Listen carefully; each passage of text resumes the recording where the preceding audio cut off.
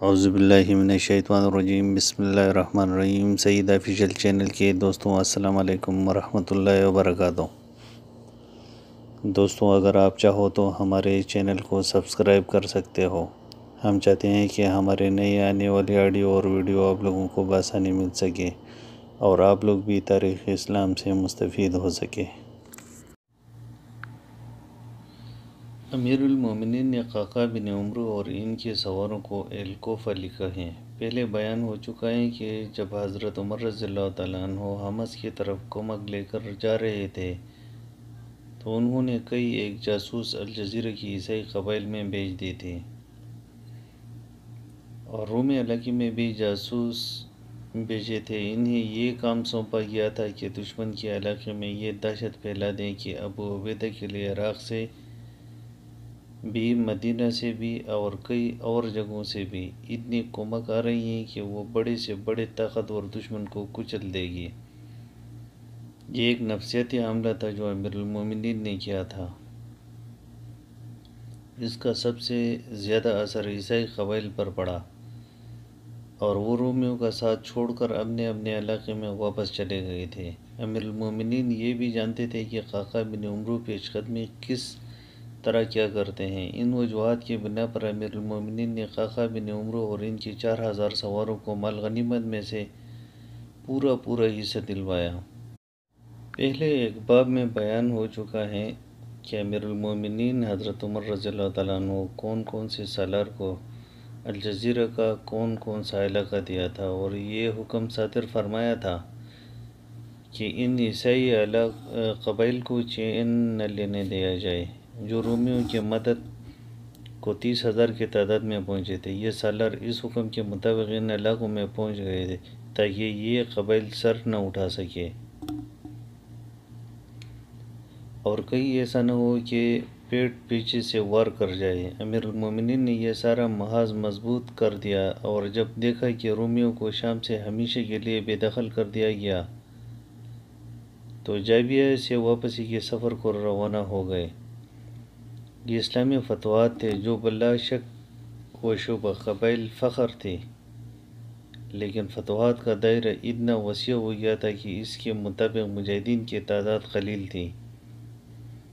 یہ امیر المومنین حضرت عمر رضی اللہ تعالیٰ عنہ اور سپہ سالاروں کے عقل و دانش کا کرشمہ تھا کہ اسی قلیل لفری کو ایسا پھیلا دیا کہ فتوحات کی وسعت قابو میں رہی۔ تاریخ بتاتے ہیں کہ یہ فتح بظاہر مکمل تھی، لیکن سانپ ابھی مرا نہیں تھا۔ ہرقل بازنطینیہ سے نکل گیا تھا، اس کا رخ ارض روم کی طرف تھا۔ تاریخ سے یہ پتہ نہیں ملتا کہ ہرقل کہاں جا ٹھہرا تھا۔ تاریخ میں ارض روم لکھا ہے، شام سے کچھ آگے روم کا علاقہ شروع ہو جاتا تھا۔ ہرقل خود کو تو شکست قبول کر کے چلا گیا تھا، لیکن اس کا کچھ زہر پیچھے رہ گیا تھا۔ مسلمان مورخین نے اس پہلو پر کچھ بھی نہیں لکھا۔ 3 یورپی مورخوں کی تفصیلات ملتی ہیں جو ایک اور ڈرامے سے پردہ اٹھاتی ہیں۔ یہ مسلمانوں پر جوابی حملے کی ایک کوشش تھی۔ شکست خوردہ رومی فوج کا کمانڈر یعنی سپہ سالار ہرقل کا اپنا بیٹا قسطنطین تھا، وہ بھی بکھلا کر بھاگا اور بازنطینیہ جانے کے بجائے اس نے انطاکیہ کا رخ کر لیا تھا۔ اسے توقع تھی کہ ہرقل انطاکیہ میں ہی ہوگا اور وہاں سے وہ مصر کو روانہ ہو جائے گا، لیکن راستے میں اسے پتہ چلا کہ ہرقل اس وقت نہ بازنطینیہ میں ہے نہ انطاکیہ میں، بلکہ ایک اور جگہ پہنچا ہے۔ قسطنطین اس طرف چلا گیا اور اپنے باپ سے ملا۔ محترم باپ قسطنطین نے خفت مٹانے کے انداز سے کہا، مجھے دلی صدمہ ہے کہ میں آپ کی توقعات پر پورا نہیں اترا، لیکن اس سے پہلے کہ آپ شکست کا الزام مجھ پر عائد کریں میں آپ کو بتانا چاہتا ہوں کہ شکست کا اصل ذمہ دار کون ہے۔ ہرقل کے منہ سے کوئی بات نہ نکلی، وہ چپ چاپ قسطنطین کو دیکھتا رہا۔ اگر الجزیرہ کے قبائل ہمارے ساتھ رہتے تو آج ہم یوں پسپا نہ ہوتے، قسطنطین نے کہا۔ انہیں یوکلس نے بھگایا تھا، یہ تو آپ کو بھی یقین ہے، لیکن لڑائی کے دوران ایک اور بڑا ہی خطرناک غدار سامنے آیا۔ وہ ہے ہمارا ایک جرنیل اینتھونس۔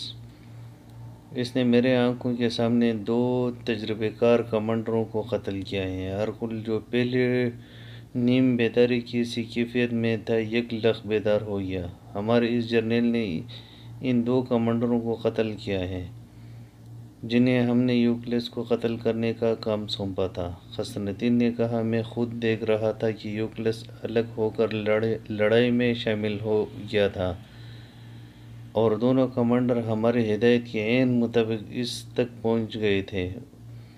اینتھونس کچھ دور تھا، اس نے یوکلس کی طرف گھوڑا دوڑایا۔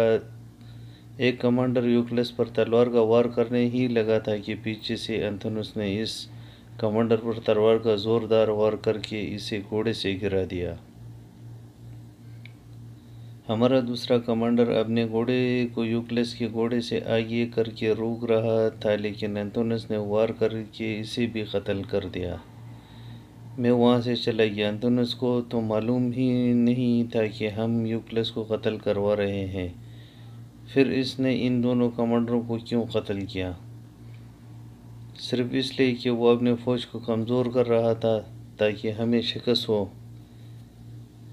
میں نے لڑائی کی صورتحال کے مطابق اینتھونس کی طرف قاصد دوڑایا کہ اپنے دستے کو فلاں طرف لے جا کر مسلمانوں پر حملہ کریں، لیکن قاصد اسے ڈھونڈ کر واپس آ گیا۔ نہ اسے اینتھونس ملا نہ یوکلس۔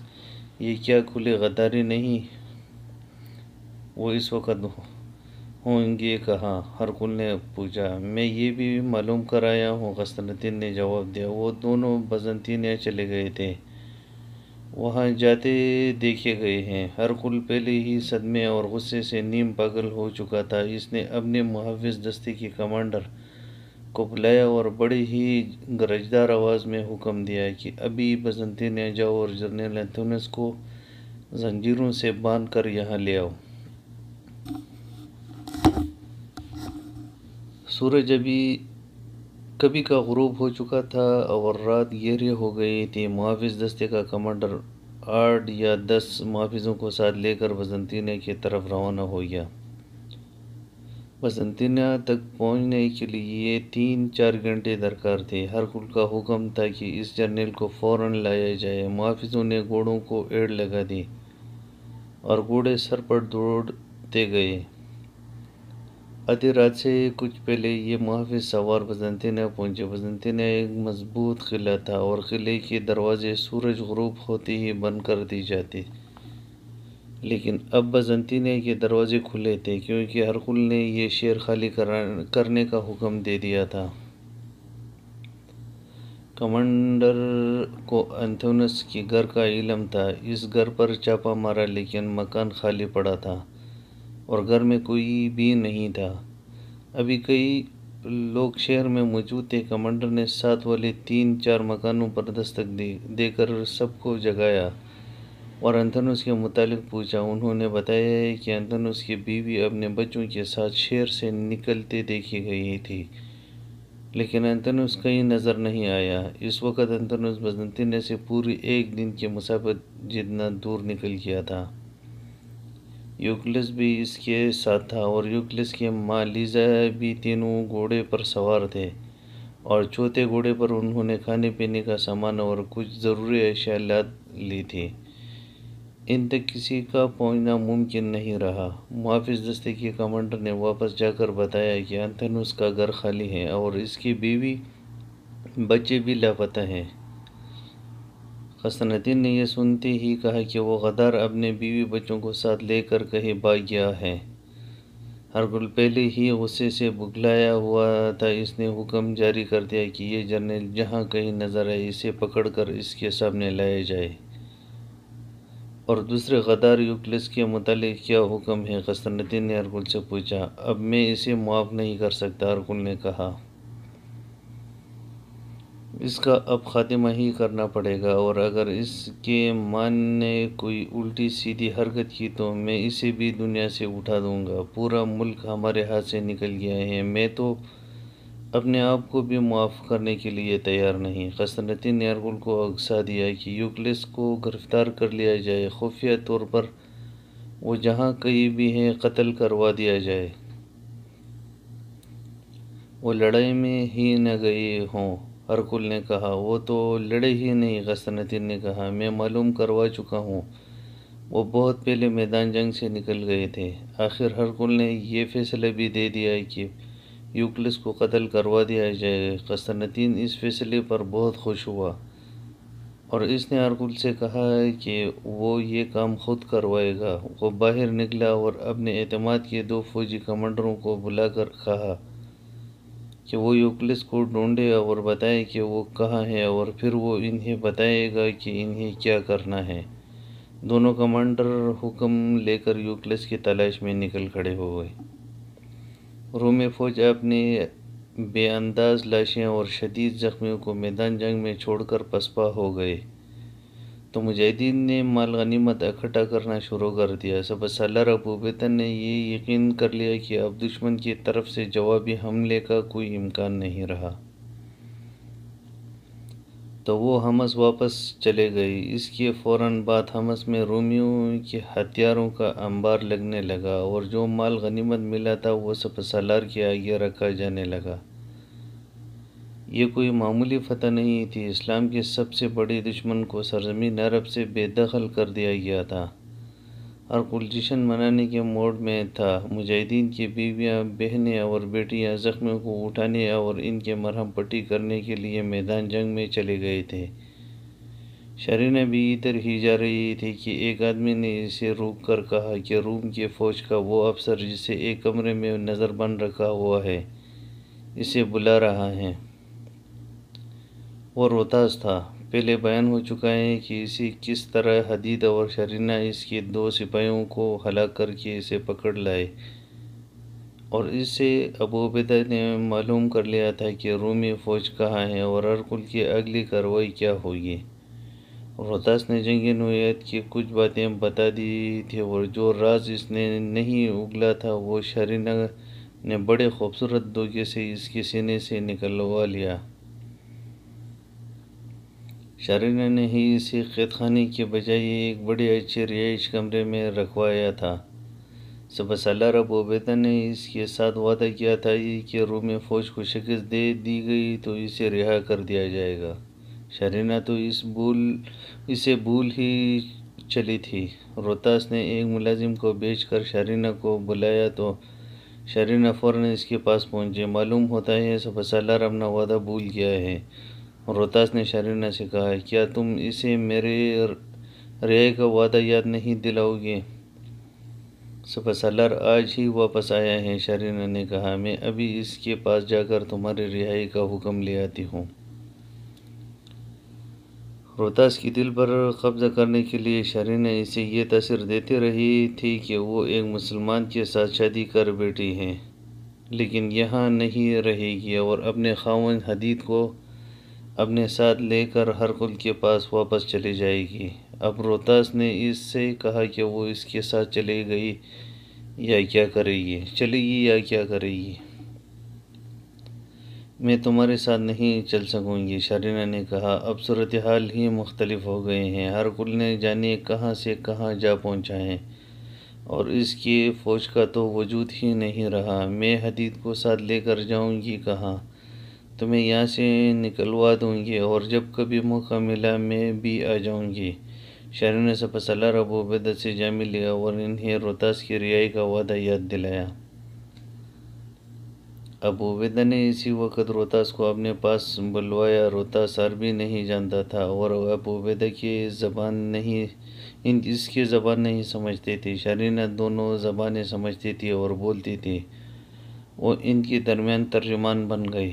شرینہ بیٹی، ابو عبیدہ نے کہا، اسے کہو کہ فتح اور شکست اللہ کے اختیار میں ہے، اس لیے ہم سب سے پہلے اللہ کا شکر ادا کرتے ہیں، اس کے بعد ہم اس کے مشکور اور ممنون ہوتے ہیں جس نے ہمارے فتح کے لیے ذرا سا بھی تعاون کیا ہو۔ میرے طرف سے روتاس کا شکریہ ادا کرو کہ اس نے ہمارے ساتھ تعاون کیا تھا، جس نے ہمیں اس فتح میں مدد دی۔ میں اسے کوئی تحفہ دے کر رخصت کرنا چاہتا ہوں۔ سپہ سالار ابو عبیدہ باہر نکلا۔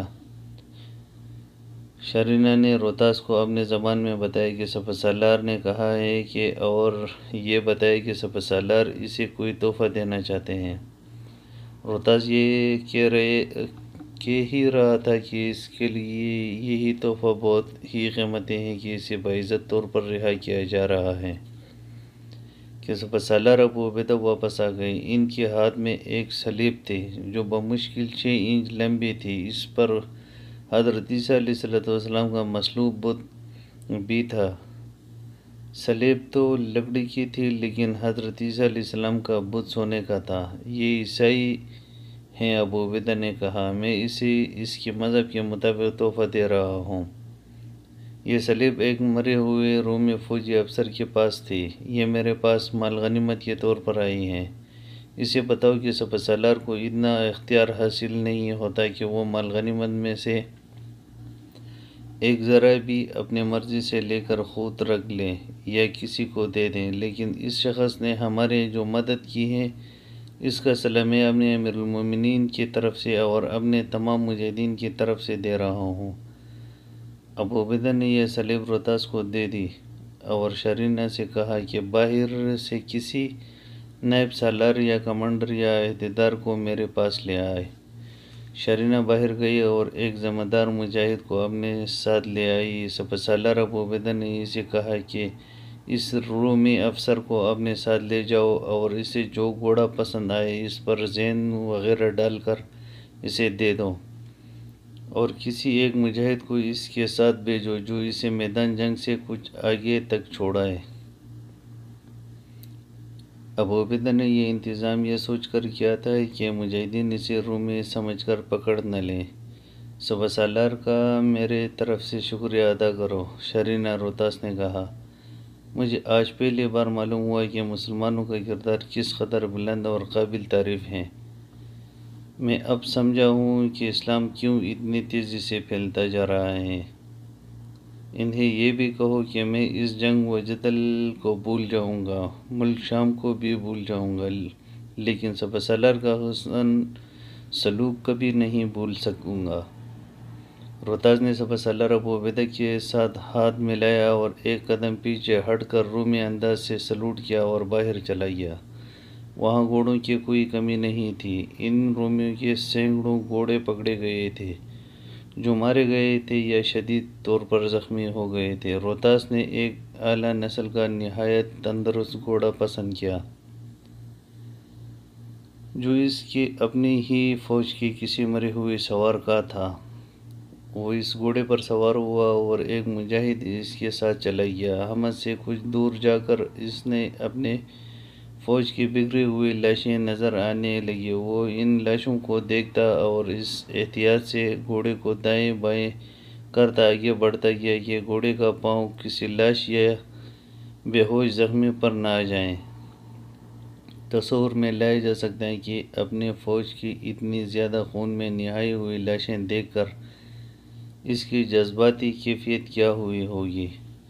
اس کا اندازہ اس سے ہوتا ہے کہ اس نے گھوڑا روک لیا اور اپنے ساتھ آنے والے مجاہد سے ہاتھ ملایا اور اشارے سے کہا کہ وہ اب واپس چلا جائے۔ اس نے گھوڑے کو ایڑ لگا دیا اور گھوڑا دوڑ پڑا، اور اس نے نہ دیکھا کہ گھوڑا لاشوں پر پاؤں رکھ کر دوڑ رہا ہے یا نہیں۔ سورج غروب ہو رہا تھا۔ روہتاس کا رخ بازنطینیہ کی طرف تھا۔ وہ جب میدان جنگ سے دور نکل گیا تو گھوڑے کی رفتار کم کر دی تاکہ یہ تھک نہ جائے۔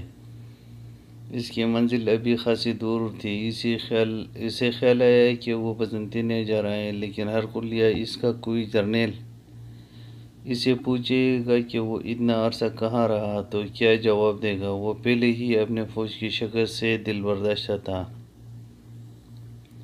صدمے کا بوجھ اس کے دل میں ایسا پڑا تھا کہ وہ کوئی صحیح فیصلہ نہ کر سکا۔ اسے خطرہ یہ محسوس ہونے لگا کہ اس کی صحت اور جسمانی حالت اتنی اچھی ہے کہ کوئی مانے گا ہی نہیں کہ وہ مسلمانوں کی قید سے رہا ہو کر آیا ہے۔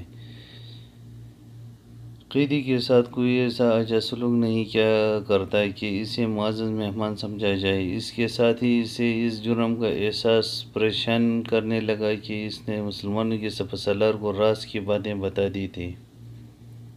وہ ہرقل کو بھی جانتا تھا۔ ہرقل فرعون قسم کا بادشاہ تھا جو سزائے موت سے کم بات ہی نہیں کرتا تھا۔ روتاس تذبذب میں مبتلا ہو گیا اور اس کے ذہن میں ایک کشمکش شروع ہو گئی جو اذیت ناک ہوتی چلی گئی۔ اس نے اپنی جیب سے وہ سلیب جو اسے سپہ سالار ابو عبیدہ نے تحفے کے طور پر دی تھی، ابھی شام گہری نہیں ہوئی تھی، کچھ دور تک نظر کام کرتے تھے۔ اس نے سلیب پر مصلوب حضرت عیسیٰ علیہ السلام کا بت دیکھا، کہا جاؤ۔ اس نے بت سے پوچھا، یسوع مسیح میری رہنمائی کریں، مجھے اس راستے پر ڈال دیں جو مجھے بھلائی اور روحانی اطمینان کی منزل تک پہنچا دے۔ اس نے بت کو آنکھوں سے لگایا، ہونٹوں سے لگایا، پھر جیب میں ڈال لیا۔ وہ گھوڑے کی لگام کو ہلکا سا جھٹکا دیا، گھوڑا چل پڑا، لیکن روتاس نے گھوڑے کا رخ بائیں طرف موڑ دیا۔ اس نے بزنطینیہ کو ذہن سے نکال پھینکا تھا۔ اس نے کوئی واضح فیصلہ نہیں کیا تھا کہ آخر جائے گا کہاں۔ یہ فیصلہ کر لیا تھا کہ وہ بزنطینیہ نہیں جائے گا اور ہرقل کا سامنا نہیں کرے گا۔ روتاس ہرقل کے جاسوسی کے شعبے کا افسر تھا، شام کے چپے چپے سے اور مختلف علاقوں میں رہنے والے لوگوں سے اچھی طرح واقف تھا۔ اسے معلوم تھا کہ وہ جس طرف چل پڑا ہے ادھر عیسائی قبائل رہتے ہیں۔ سوچ سوچ کر وہ اس فیصلے پر پہنچا کہ کسی قبیلے میں جا پناہ لے گا اور پھر سوچے گا کہ وہ کیا کرے گا اور کہاں جائے گا۔ ادھر انطونیوس یوکلس اور اس کی ماں لیزا کو ساتھ لیے بڑی تیز رفتاری سے چلا جا رہا تھا۔ وہ اتنی دور نکل گئے تھے کہ اب ان کو کوئی خطرہ نہیں رہا تھا، پھر بھی وہ لوگ کہیں رک نہیں رہے تھے، حالانکہ رات گہری ہو گئی تھی اور ان کے گھوڑے ان کے بوجھ تلے دن بھر دوڑتے اور چلتے رہے تھے۔ راستے میں لیزا نے انطونیوس سے 3-4 مرتبہ پوچھا تھا کہ آخر وہ انہیں کہاں لے جا رہا ہے۔ انطونیوس نے ہر بار یہی کہا تھا کہ آگے چل کر بتاؤں گا۔ رات گزرتے چلی جا رہی تھی اور اب وہ ہرے بھرے علاقے میں پہنچ گئے تھے جہاں سرسبز اونچی نیچی ٹہنیاں زیادہ تھیں۔ چاند اوپر آ رہا تھا۔ ایک موزوں جگہ دیکھ کر انطونیوس رک گیا اور گھوڑے سے اترا۔ اس نے بتایا کہ رات گزارنے کے لیے یہ جگہ ٹھیک ہے۔ انہوں نے چوتھے گھوڑے سے کھانے پینے کا سامان نکالا اور کھانے بیٹھ گئے۔ ہم اپنے جانیں تو بچا لائے ہیں، کھانے کے بعد لیزا نے کہا۔ اب ہمیں کہیں روپوش ہونا ہے۔ تم جانتے ہو انطونیوس، میں کسریٰ خاندان کی شہزادی تھی۔ یہاں میں ہرقل کی کسی اور مقصد کے لیے آئی تھی، لیکن ہو کچھ اور گیا۔ میں وہاں بھی نہیں جا سکتی، مجھے عام لوگوں جیسی زندگی گزارنی پڑے گی۔ اور مجھے آپ اپنے ساتھ کیوں لائے ہیں؟ یوکلس نے کہا، میں تو قسطنطین کو قتل کرنا چاہتا تھا۔ میں شاید اپنے باپ ہرقل کو بھی قتل کر دیتا۔ آپ مجھے یہیں سے واپس جانے دیں۔ وہ بزدلوں اور فریب کاروں کی طرح مجھے قتل کروا رہے تھے۔ میں ان کے سامنے جا کر اور ان کی آنکھوں میں آنکھیں ڈال کر قتل کروں گا۔ اب کوئی ایسی ضرورت نہیں، انطونیوس نے کہا۔ اب ایک اور بادشاہی وجود میں آ گئی ہے، میں اس کی بنیاد رکھوں گا۔ فارس اور روم کی بادشاہت ختم ہو چکی ہے، اب زمین پر ایک اور بادشاہی نمودار ہوگی جو ایران کی نہیں ہوگی نہ روم کی، یہ صلیب اعظم کی بادشاہی ہوگی جو ساری دنیا پر پھیلے گی۔ ہرقل کے پاس صرف مصر رہ گیا ہے، یا ارضی روم میں اسے مصر سے نکال کر ارضی روم میں محدود کر دوں گا۔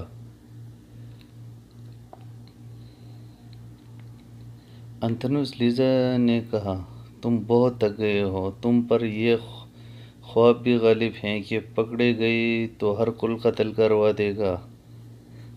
سو جاؤ، آرام کرو، دماغ ٹھکانے آ جائے گا، تم بیداری میں خواب دیکھ رہے ہو۔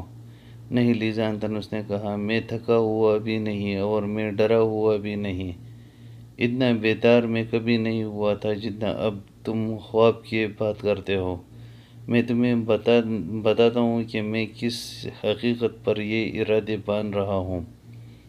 الجزیرہ کہ یہ عیسائی قبائل میرے فوج ہوگی۔ کیا تم نے دیکھا نہیں تھا کہ یہ لوگ کس طرح 30,000 کا لشکر ہرقل کے پاس لے کر پہنچ گئے تھے؟ اگر ہرقل ان پر اپنا اعتماد بٹھا دیتا تو 30,000 کا ایک اور لشکر آ سکتا تھا، لیکن ہرقل پر اور ہرقل کے فوج پر ان قبائلوں کو بھروسہ نہیں تھا۔ یہ لوگ عیسائی ہیں اور مسلمانوں کے خلاف لڑنا چاہتے ہیں۔ میں انہیں جانتا ہوں۔ یہ لوگ اسلام کے آگے دیوار کھڑے کرنے کو بیتاب ہیں۔ میں انہیں اعتماد میں لوں گا، لیکن اب ہماری منزل کیا ہوگی؟ لیزا نے پوچھا۔ کیا یہ بھی کوئی پوچھنے والی بات ہے؟ انتونس نے کہا، اس ملک شام پر ہماری حکومت رہی ہے۔ میں سارے ملک میں گھوما پھرا ہوں۔ الجزیرہ میں تو میں بہت عرصہ رہا ہوں اور مختلف قبائل کے سرداروں کو صرف جانتا ہی نہیں بلکہ بعض کے ساتھ میرے دوستانہ تعلقات ہیں۔ میں یہ بھی جانتا ہوں کہ ان میں کون کون سے قبیلے زیادہ طاقتور ہیں۔ میں ان میں سے کسی ایک کے پاس جا رہا ہوں۔ مجھے پوری امید ہے کہ یہ لوگ مجھے مایوس نہیں کریں گے۔ یہ تو خوشی ہوگی کہ انہیں ایک تجربہ کار جرنیل مل گیا ہے۔ میں انہیں ایک فوج کے صورت میں منظم کر لوں گا اور ان کی تربیت اسی طرح کروں گا جس طرح ہم اپنے فوج کی کرتے تھے۔ انتونس نے جن دو عیسائی قبیلوں کی طرف اشارہ کیا تھا، ان میں ایک تھا بنی ربیع، دوسرا تھا بنی تنوع۔ تاریخ سے پتہ چلتا ہے کہ یہ دو قبیلے انفرادی قوت اور مالی لحاظ سے بہت طاقتور تھے اور ایک چھوٹے بڑے قبائل انہیں اپنا لیڈر مانتے تھے۔ امیر المومنین حضرت عمر رضی اللہ عنہ کو جب یہ اطلاع ملی تھی کہ الجزیرہ کے عیسائی قبائل 30,000 لشکر کی صورت میں ہرقل کے پاس بزنطینیہ میں پہنچ گئے ہیں، تو امیر المومنین نے پہلے بات کہی تھی کہ میں جانتا ہوں ان قبائل کی قیادت بنی ربیع اور بنی تنوع کر رہے ہیں۔ امیر المومنین نے ایک حکم یہ دیا تھا کہ ان دونوں قبیلوں کی بستیوں کو تباہ و برباد کر دو تاکہ یہ آئندہ سر اٹھانے کے قابل نہ رہے، کیونکہ یہ دو قبیلے جنگ و جدل کے شوقین بھی تھے اور یہ ان کی روایت بھی تھی۔ ایسا طاقتور تیسرا قبیلہ بنو عیاد تھا۔ یہ قبیلہ بھی طاقتور تھا، لیکن اس قبیلے میں کچھ ایسے دانشمند بھی تھے کہ وہ حالات کے ساتھ سمجھوتہ کر لیتے تھے اور اپنے مفاد کی خاطر جھک بھی جایا کرتے تھے۔ یہ تینوں قبیلے حلب کی گرد نواح میں رہتے تھے اور وہ دوسرے قبائل الجزیرہ میں پھیلے ہوئے تھے۔ یہ تھی ایک اور طاقت جو مسلمانوں کے خلاف اڑنے والی تھی۔ یہ اس لیے خطرناک ہے کہ اس کا کسی کو علم ہی نہیں تھا اور ایسے خفیہ کہ اسے جاسوس بھی ابھرتا ہوا نہیں دیکھ سکتے تھے۔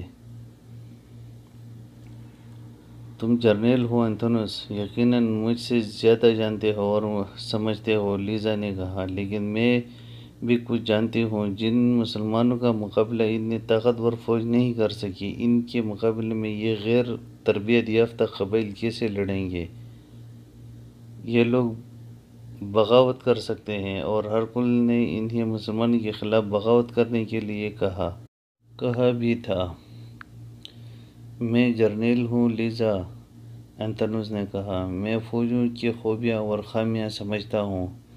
مسلمانوں نے ملک شام فتح تو کر لیا ہے، لیکن وہ اس قدر تھک چکے ہیں کہ یہاں سے آگے بڑھے تو ان کا دم ختم ہو جائے گا۔ ان کے مقابلے میں قبائل تازہ دم ہیں۔ ابھی تک وہ کہیں بھی نہیں لڑے۔ ذاتی بہادری اور لڑنے کا جذبہ کافی نہیں ہوتا۔ یہ اہلیت اور صلاحیت ان قبائلیوں میں ہے۔